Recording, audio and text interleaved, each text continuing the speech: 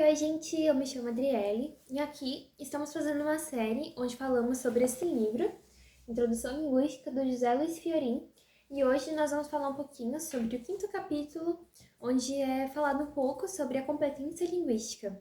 A partir do final da década de 1950, o linguista Noam Chomsky ele propôs a teoria gerativa, que busca descrever e explicar o conhecimento linguístico que a criança já tem nos primeiros anos de vida, antes mesmo de aprender a língua na escola.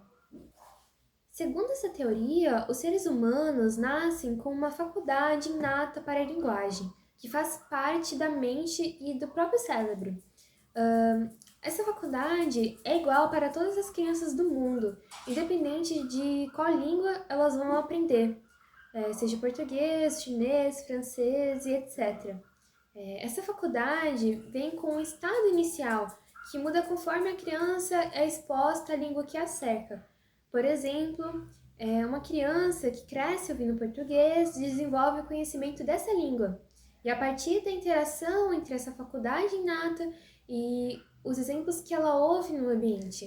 Isso significa que o conhecimento da língua é construído pela criança e ouvido e interagindo com as pessoas à sua volta. É importante destacar que a criança aprende a língua apenas participando das conversas do dia a dia, sem precisar que os adultos corrijam tudo que ela fala. Normalmente, os adultos corrigem a pronúncia, o uso da palavra ou o tom, mas não fazemos correções específicas sobre regras gramaticais que são complexas e que ela vai aprender naturalmente. Além disso, a aquisição da língua não acontece memorizando listras ou regras. Se isso fosse verdade, aprender a falar seria muito mais lento e difícil, e as crianças teriam dificuldade em formar frases corretas rapidamente.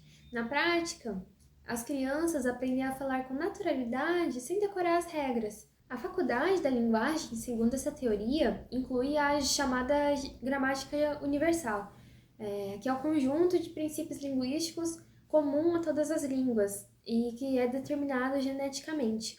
Dentro dessa gramática universal, alguns princípios são rígidos e não mudam, enquanto outros são chamados de parâmetros.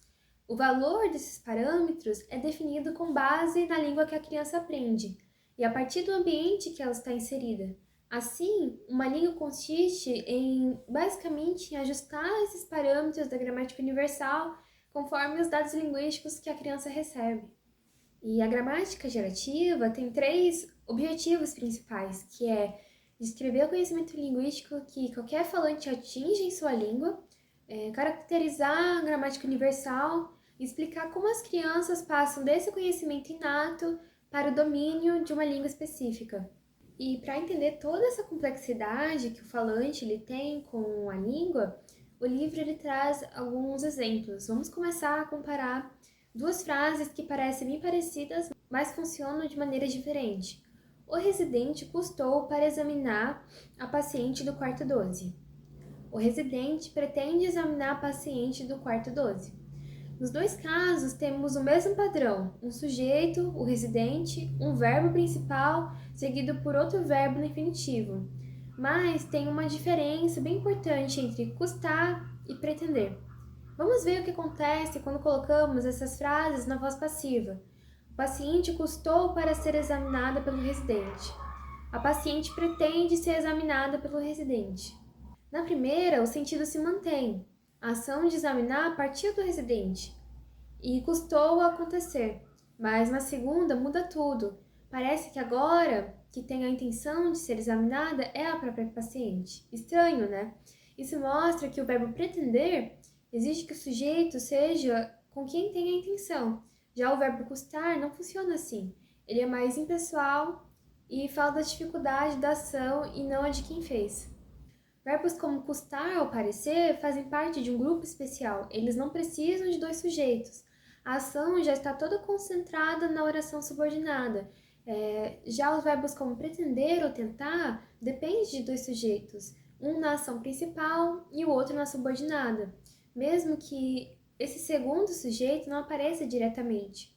Agora vamos falar de outro ponto importante, a passivização. Ou seja, transformar uma frase ativa em passiva. Por exemplo, as crianças quebram o vaso foi quebrado pelas crianças. Aqui tudo funciona bem, mas olha este outro caso.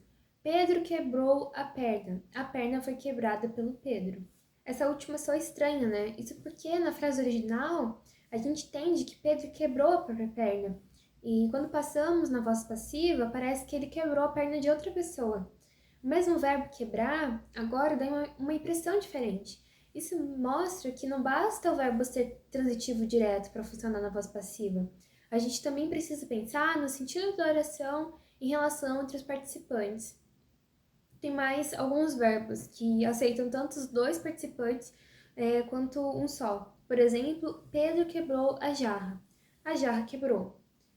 Nos dois casos, a jarra se partiu, mas na segunda frase não tem a gente. Mesmo assim, a gente entende essa ideia.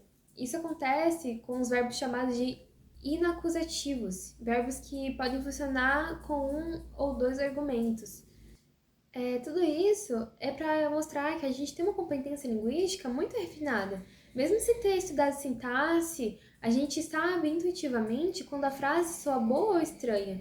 E essa competência é feita de regras profundas que ligam o significado, a formas das frases em relação entre as palavras. E o mais impressionante é que essas regras existem em todas as línguas do mundo, com padrões muito parecidos, e a gente carrega tudo isso sem nem perceber. Ainda mais sobre a intuição linguística, fazer perguntas é algo que a gente consegue fazer desde criança, sem que ninguém tenha ensinado isso pra gente formalmente. Por exemplo, repara nessas frases. O Juca comprou o carro em 12 parcelas mensais. Quem comprou o carro em 12 parcelas mensais? O que Juca comprou em 12 parcelas mensais? Como o Juca comprou o carro? A primeira frase ela é declarativa, as outras três são perguntas sobre ela, e cada uma delas foca num pedaço diferente da frase, ou o sujeito, o objeto e o adjunto. E tem uma coisa curiosa aqui, quando a gente faz essas perguntas, o elemento que a gente quer saber, como o quem, o que, como, vai lá para o começo da frase. A gente desloca esse pedaço da posição original e coloca lá na frente. Isso a gente chama de extração.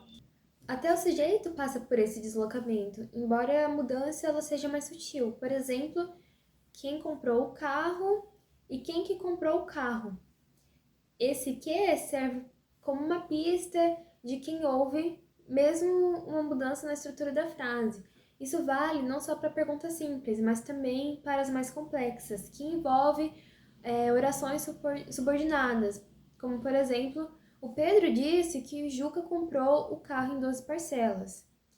Quem que o Pedro disse que comprou o carro? O que o Pedro disse que Juca comprou? Como que o Pedro disse que o Juca comprou o carro?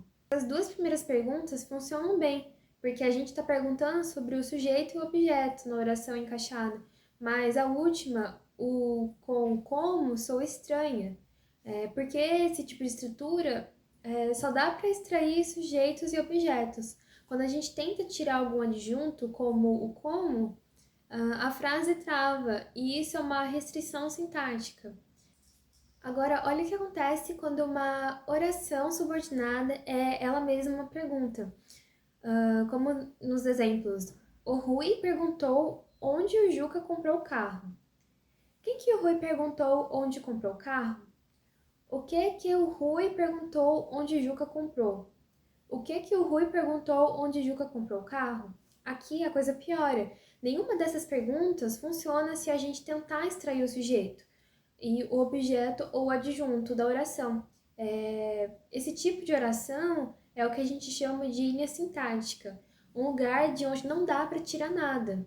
E o mesmo acontece com orações relativas. O carro que o Juca comprou em 12 parcelas é zero.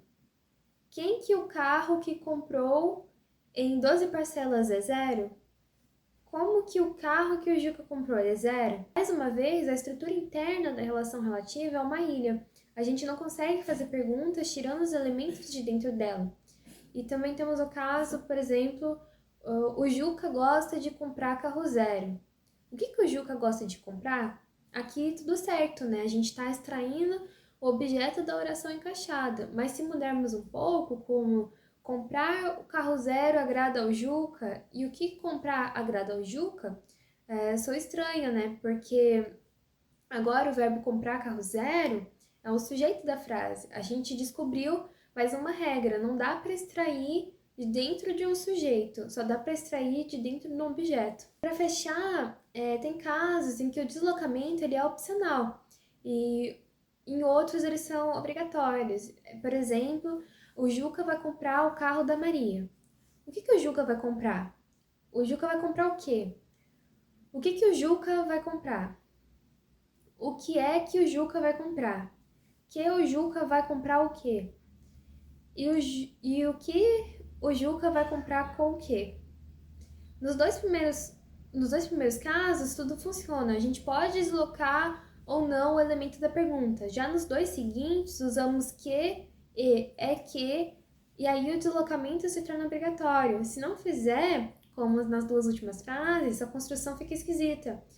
E tudo isso mostra que as perguntas no português não seguem só a ordem das palavras, mas elas seguem regras de estrutura profunda, que envolve extração, deslocamento e até o uso das partículas como que e é que.